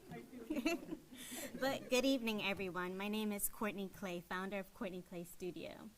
So since I was about 5 years old, I always had a love for fashion. I would be designing clothes for my dolls, for myself, playing in my mom's closet because, I'm always a fashion girly. So from there, I went on to study, and I got my bachelor's in fashion and my master's in printed textiles for fashion and interiors. So that is how Courtney Clay Studio was founded. We are a print and textile brand who specializes in hand digital drawn prints by me, and we also collaborate with other companies, but we specialize in fashion and interiors. So the problem that I was finding is that Bermuda's culture is not really known as a brand, besides the triangle, as Miss Ferbert said in her video, and Bermuda shorts. That kind of sucks. So our solution was to create unique prints that highlight Bermuda's culture so that people all around can represent us. So far in our first year, we've had 2 major accomplishments. The first one is we won our first Best Bermuda Award for Local Accessory Designer 2024. Our second major thing is we were hand-selected to design pocket squares, ties, and scarves for the Bermudian Olympians going to Paris Olympics 2024. At the time, I didn't know how major it was, but as it happened and I was watching them on TV, it was just amazing. So here are our products. Our first product that we have are satin scarves. You can find them on Courtney Clay's Forward Individuals, everyday individuals seeking for a pop of color like this young lady here, and also homeowners who want to add a little print and pop to their home. So, our unique selling point, we believe in culture, limited collections, because you don't want everybody wearing the same thing as you. I surely don't. Designed in Bermuda, and also hand-drawn prints by me. So, our community, I'm also co-founder of Bermuda is Love charity, where we advocate for the right to clothing, other human rights as well, of course, but Courtney Clay Studio, we collaborate with these. So far we've had 2 sold-out collections, which is amazing, because I wasn't expecting that. We've had 40% returning customers and 60% new customers. So as you can see, there is a need for what we are doing.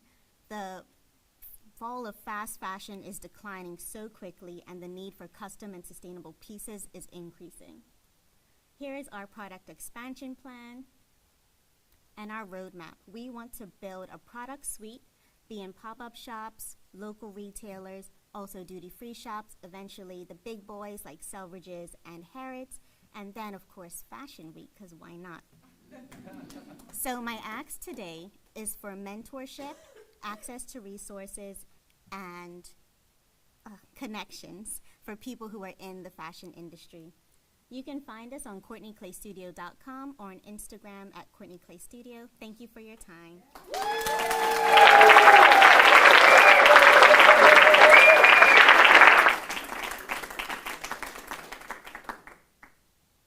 Take a break, guys. Take a deep breath. Let's check in. We're good? Yes. Woo. I got a message at the minister to leave 30 minutes ago. So we're doing something right? She's still here. And minister, we're almost at the end, so you might as well stay for the ride. Our next presenter will blow your mind, and then relax you in the process. Welcome to the experience of joy. Good evening, everyone.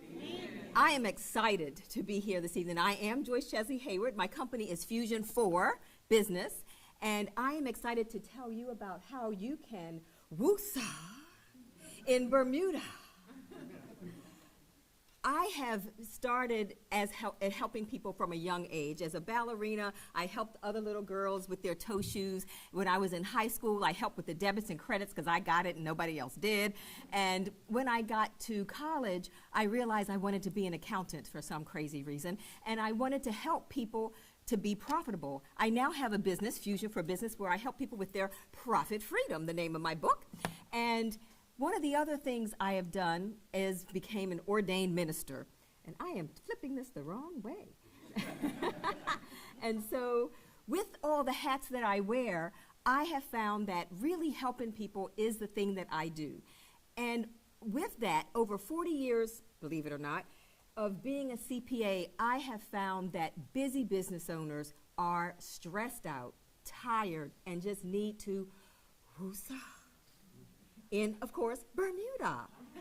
And so what we are looking to do is to bring people to Bermuda for business retreats, not like your usual business retreats where you're busy from the beginning of the day to the end of the day, but relaxing retreats where they can come for also relaxation retreats, like my sorority sisters. I'm the sorority of Kamala Harris, by the way, and where they can come and woosah, thank you for the clap, and then also, of course, faith-based retreats. And so one of our sample retreats is to come on a Wednesday and have a winning Wednesday. Enjoy your stay. On Thursday, we will show you the African Diaspora Heritage Trail, as well as different tours and different cruises, different times that people come because we believe in giving back to the community. That's one of our founding things, is how we're connected to the trail and the diaspora. But it's going to be a relaxing day. Freedom Friday is when you do the spa or the various things that you will really relax and be free from all those things that you're thinking about from home. Satisfied Saturday, where we have some surprises on Satisfied Saturday. And then Sanctified Sunday, which of course you can eat in church with the meal of the word, or you can eat a lot of food wherever we decide to go in the afternoon. And then of course there's Mellow Monday, because you have to leave at some point, or you can continue to stay. What we are looking to do is move forward. The future is now. We want to bring technology to the African Diaspora Heritage Trail and some of the other tours that we offer. We're looking to bring back like the music festival, like an Essence Festival in Bermuda with our own special twist and spin. And then we have pioneering new experiences where we're looking at paintscaping and holograms and all kinds of things that we will be looking forward to bringing to Bermuda. This market is bigger than I even realized when I started this, because I have lots of friends that always want to come and woosah in Bermuda. But the business market, $50 to $100 billion. Our relaxation retreats worldwide will be 1.1 trillion by 2030, and then 1.8 to 3 billion for faith-based retreats and travelers. Our team is phenomenal. They help to curate your experience. Whatever your group is, they'll make sure that it's right for you. Of course, I'm the owner. We have a great team. We have the person that is known for African Diaspora Heritage Trail Tours with us. And of course, we have artists, because we'll be doing some twists and things different with our tours. And so with our ask, we are looking to connect. We're looking for you to let us know who can come to WUSA in Bermuda. We're looking for mentorship and collaboration, and we're of course looking for funding eventually so we can expand into these alternate things and the technology. So I want to thank you. Can everybody inhale? Exhale? That's WUSA. And it is trademarked, so it's not. Thank you, everyone. Great stuff. I told you you're in for a treat. And I could tell you a story about that, but I won't. Because I can't tell a story like the next presenter. Welcome to the stage, our greatest storyteller of all times, Kristen. Yeah. Hi everybody, I'm Kristen. I'm excited to talk to you about my company, Long Story Short. Bermuda is more than just the beach, but many visitors and even residents don't really know about the island's rich history and culture. That was me. I'm Bermudian. I've lived here my whole life, but it really wasn't until, as I said in the video, until I moved to the eastern end of the island, to the historic town of St. George's. That is when I truly fell in love with my country and embraced my role as a storyteller. I've been a storyteller pretty much my whole life. The top row are key moments in media in my life. So the first, I wrote a story when I was 5 years old, and it got me in the newspaper. I was telling everybody last night, like, it was award-winning, but it was really just like a plagiarization of Eric Carle's A Hungry Caterpillar. But that's still one of my favorite books. And then I've always been into books, reading, writing. And so in 2012, when my favorite bookshop in St. George's was closing down, I bought it so that I could save it. It was located in a historic building, and that really awakened and deepened my love for learning more about the history of the island. At that time, I was also the tourism manager of St. George's, and there was like a limiting belief that visitors weren't really interested in history. So I was like, I'm gonna prove them wrong. And so I started my very first history tour, a theatrical nighttime walking tour called Haunted History. You can see me dressed up in my makeup there. And that got me my first big international feature in the USA Today. Since then, my small shop has grown from out of the cellar of the building into a larger space. We're not just books anymore. Tonight I'm wearing some things that you can find in my shop. So we're not only books anymore. And also my tours, of course, have grown as well. I do tours for probably over 1,000 people every year, everyone from celebrities and international influencers to local leaders, educators, and hundreds of school children. So I have been growing the tours for quite a while, and it is really about me now pivoting and scaling up to be able to offer more experiences for large groups. I started getting a lot of these requests, large groups coming to the island or corporate groups that are based here in Bermuda and wanting to have walking tours with me. But doing a walking tour for 75 people, like no matter how much I can project, is just not ideal or safe. And so I started really expanding the way that I was offering tours and evolving them into full-blown cultural experiences and multi-day itineraries, rooted in what I feel is my personal, powerful brand of storytelling, art, and community. So imagine you're on a walking tour, but at a certain point, an actor or an activist or actress pops out to engage with the group. You're getting a cocktail in the kitchen of a home built in 1731, made with ingredients from that property, trees that have been on the grounds of the property for decades. It's a 3-course dinner where you're learning to make a Bermuda kite. So I have a lot of different people that work with me to create these tours, and so they're also generating income for artists, historic sites, museums, and small businesses in my community. This is just a sample of some of the incredible people that help me to create the unique experiences that I do. So we have been gaining lots of traction in the group travel market, which, as Joyce was pointing out, is really a booming market, 200 billion, growing every year. And we get all of these groups in Bermuda. I've worked with groups in every single one of those categories, from corporate retreats, incentive trips, to wedding, destination weddings. And so this is really a key market for Bermuda. You can look at the Bermuda Tourism Authority market measures, and you can see that the group travel market is growing, from destination weddings, business travel. You can look at group room nights are up, visitor spending is up, and the way that I've been currently tapping into the market is just through my personal relationships with destination management companies, hotels, wedding planners, and of course the Bermuda Tourism Authority.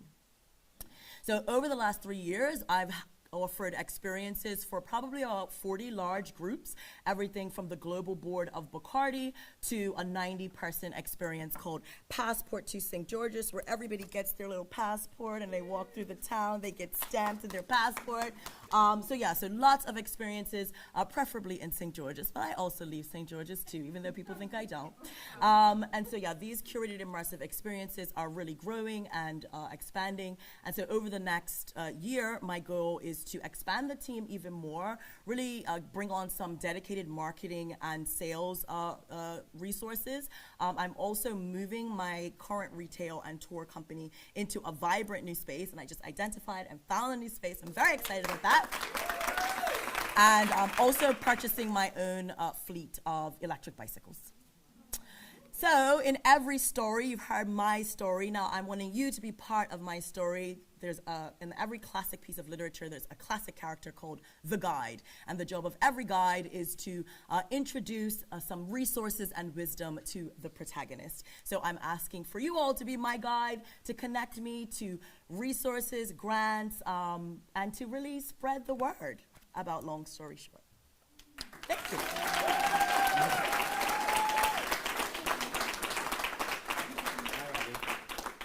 Were we supposed to pass it like a baton? That's what Jordan said last night. Yes, yes, well done. I told you she had a story, right? And our next presenter is multi-talented. You know, most entrepreneurs go on to become serial entrepreneurs. So from the medical field now to the legal fraternity, I know she's disrupting legal tech. Please welcome to the stage, Trisha.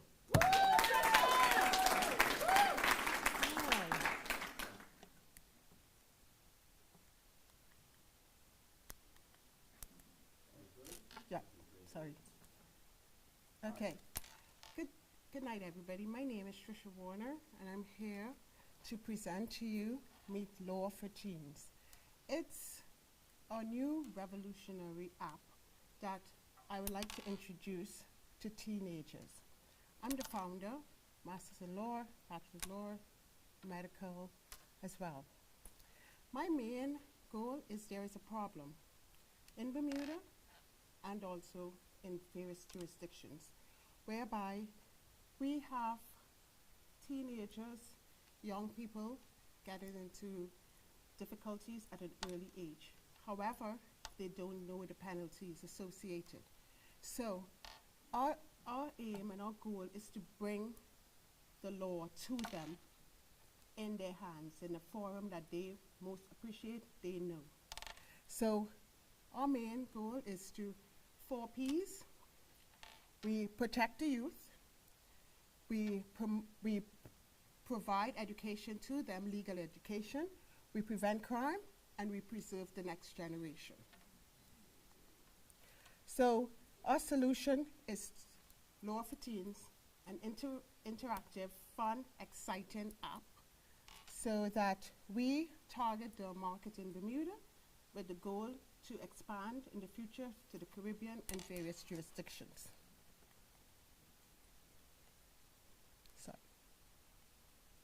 So the main thing is to bring it to them in a way they understand, in a way they want, in a way they would respond to it. So it's interactive, gamified, and in the future augmented or VR reality.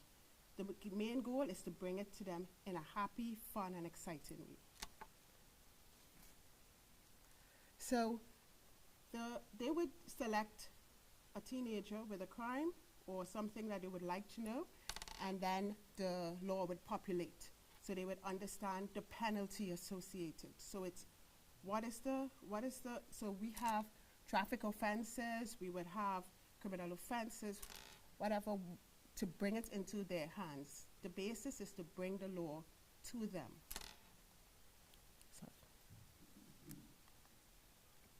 So this is the future gamified version where they have some character running in a store or something, and this is the other option. The main goal is to have legally intelligent youth, reduce crime, and a safer Bermuda. At present, we have no competition, just nothing like it. So we're looking at approximately 95% of the population.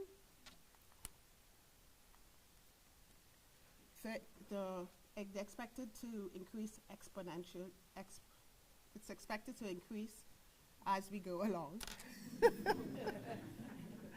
Right? We could formulate in such a way like a monthly subscription, yearly subscription. And we're looking to partner with the Ministry of Youth, Ministry of Legal Affairs, Ministry of Education, whereby we find a way to bring law to teenagers. Legal mentors, parents, any way in which we could educate the youth to prevent crime or reduce crime. So we hope to have happy, fruitful youth in the future. Thank you.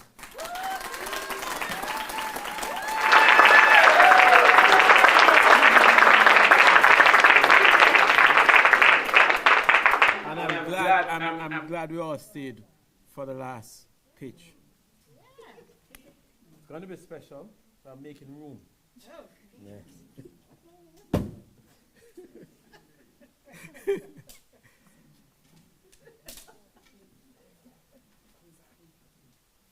So she's been escorted to the stage because she's special.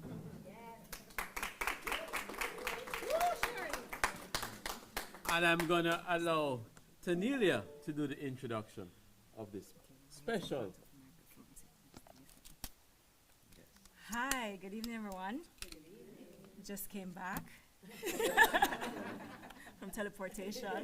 In case you guys don't know, HSBC has a teleportation device in the lobby. But no, tonight we have a very special guest, Sherilyn, and I'm gonna let her explain what her business is, and you're gonna understand why I say she's special. No, she's special to me because in 5 minutes of meeting this wonderful lady, she has actually transformed my life. Wow. So I hope that she'll transform your life in the next 3 minutes.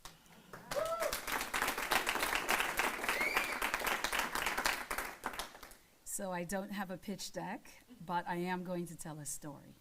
Okay. So good evening, everyone. If you are comfortable closing your eyes, I want to invite you to close your eyes for a second. What do you see? Most people would say nothing or black. And herein lies one of the biggest barriers to why people do not find their way to success. It's a lack of sight. You can open your eyes. My name is Sherilyn Lilly, and I am the owner of Numa Counseling and Consulting. As a counselor, coach, and blind entrepreneur, I move people to discover their vision beyond their physical sight. In private practice, as a clinical mental health counselor and certified life coach, I work with clients all the time who have lost their ability to dream big and to use their imagination to propel them into their success simply because they only focus on what they can see. They allow their limiting vision, their situations and circumstances in life to prevent them from leading with resilience. This message actually resonates with me because at one point in my life, I was that person. As a survivor of childhood trauma, domestic violence, suicide, and my diagnosis of retinitis pigmentosa, which was the cap on the bottle, to me losing my ability to dream, it would take the loss of my 30-year marriage to propel me and to push me and to thrust me into my own journey of self-discovery, healing, and resilience.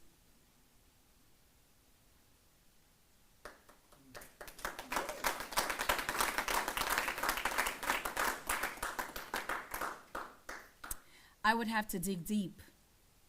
I would have to quiet the limiting voices. And I would have to ignore what my circumstances were trying to dictate to me in the moment.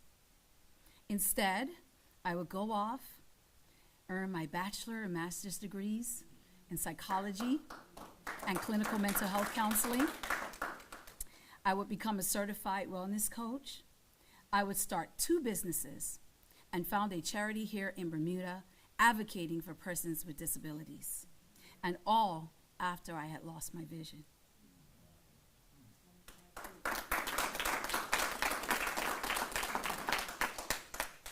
So alongside providing the best therapeutic and wellness services to my community, it is time for me to share my story in the form of professional public speaking. I have already prepared my first speech entitled, I always get it backwards, hold on, entitled, Embracing Vision Beyond Sight, Leading with Resilience. This talk will be a blueprint to help one identify your blind spots, understand what you believe, understand how those beliefs can get in the way of how you overcome challenges, and then help you to decide what you need to do to reclaim your life and lead with resilience.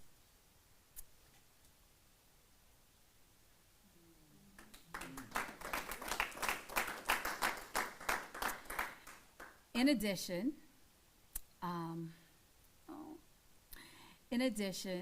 I also, this also aligns with one of my core values as a therapist, which is to move marginalized populations from hanging out on the outskirts of their life and becoming immersed in their pursuit and their achieving of their successes. So here I am again today, ready to level up, reclaim my life, and move into my next level of success. I have spoken on platforms all over. For the first time last year, I spoke at a professional psychological conference, the only blind presenter and the only one that did not have doctor in front of her name. I have spoken all around the United States and here in Bermuda. Recently, I was highlighted on Black Enterprise, Classes in Session podcast, the Joe Project podcast. Last week, I recorded a podcast called Why She Stayed that deals with my story of domestic violence. And there are so many, many more, too many that I couldn't even remember. And so, I want to invite you today to help me. My ask is to help me to have opportunities to market my story, to gain mentorship and guidance in curating my story and executing it with efficiency and collaboration. So, will you join me in taking your blinders off to seeing this blind girl's vision to life, and joining me as I go around the world leading throngs of people to finding their vision and their dream? Thank you.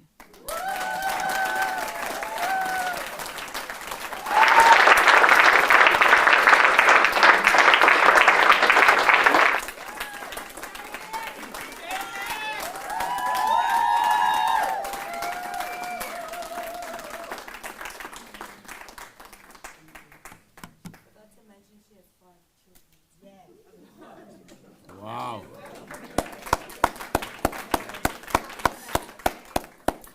I just want to say before my co-host gets started on the thank yous, you know, Sherry can't see what I saw in the room a while ago. And, you know, you guys here at the front, you didn't see either. I mean, the gentlemen were kind of fidgeting in the chairs. I think everybody knows what that means. And the ladies were so attentive. And I think all of us can admit within ourselves that we felt something, didn't we? Yes. She's a powerful woman. And, you know, she has transformed this cohort. She has transformed even what we do here at Founder Institute. You know, she speaks a story about the importance of having things about accessibility in your business structure, so that persons are not hindered by doing business with us because of whatever challenges that they may have. And so, thank you, Sherry, for sharing. I also want to say that, and I don't know if all of you know this, but with Founder Institute, all the businesses that you see here will continue to get support after this has gone, years to come, because we support our founders for lifetime.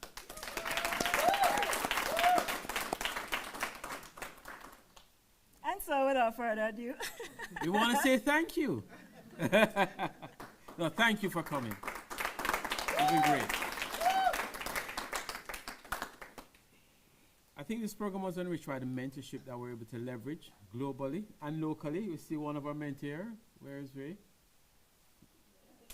Thank you for coming. And Robin. And Robin. No, I think we want to say thank you for the mentors. Some, you know, very late in the evening for them. And then we want to thank the HSBC for hosting us here tonight. I think they did a marvelous job. I want to thank the government of Bermuda for allowing us to do this experiment. And thank you, Minister, for staying here for the entire time. And by the Minister, there was a quiet force of nature. Madam Pitcher, that made everything possible. Let us get in the wheels going. So I want to recognize you and thank you very much. And from the United Nations, would like to recognize Jermaine McKenzie. Yes, Jermaine. He's the glue behind the One UN. And we also want to recognize from the United Nations Development Program. He already spoke, so I want to recognize him for speaking. Jamaro. And you forgot Wayne, the business inputs that he's going to give these businesses. The surprise. It's not a surprise. Oh, it's not a surprise? Did They you told guys him already. hear? Yeah. They said it, right? Yeah. You Founders heard, right? X. So Yeah. in case you didn't hear, because you didn't remember, these guys are getting business inputs from the UN to continue to develop their business. So AKA, the UN is the first investor in these companies.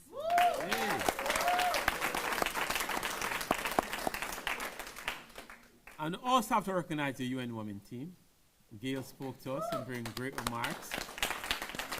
But I also have to recognize Alex, who volunteered to stay back with us to 10 p.m. last night for the final pitch coaching. Thank you, Alex. And of course, couldn't do this without Founder Institute and the management structure that they brought. One person didn't see, but he's always present, is Andrew, the financial manager. So we'd like to recognize him as well. And we also want to give a special thanks to Jordan Jackas.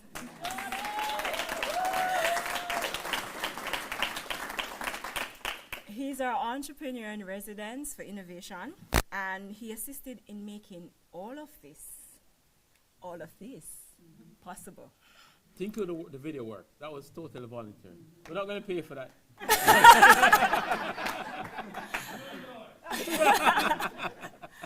And it was a one-man crew. Yes. Yeah. So we also want to give a special congratulations to his partner, Robin Lindner. She was also a mentor in the program, but also they just found out here in Bermuda that they're having a girl. Congratulations, guys. And final announcement, as we wrap up here, I know that we want to celebrate a little bit more. It's all right. And we want to network a little bit, which I advise you to do because we have some incredible people in this room. But we want to take our celebration elsewhere. So I invite us to go and join us at the Hamilton Princess Dockside Bar. Ask for the Dockside Bar, right? And we're going to catch, well, we missed the sunset. Just by a few minutes.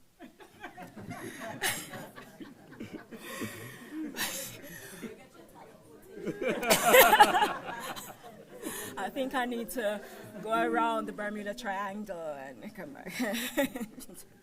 But there is also a Purple Gala event there, and I think that's also an opportunity to network with those attendees and the Women's Resource Center, who is also attending the gala. So I want to invite you guys to come with us and join us there so we can have an after party and drinks. Don't get drunk, drink responsibly.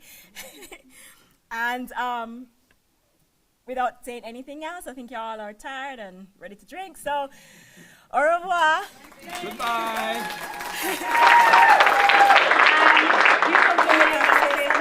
We've been here for the first time in Bermuda, and we have to say we're off, we come back. Good evening, ladies and gentlemen. Good evening.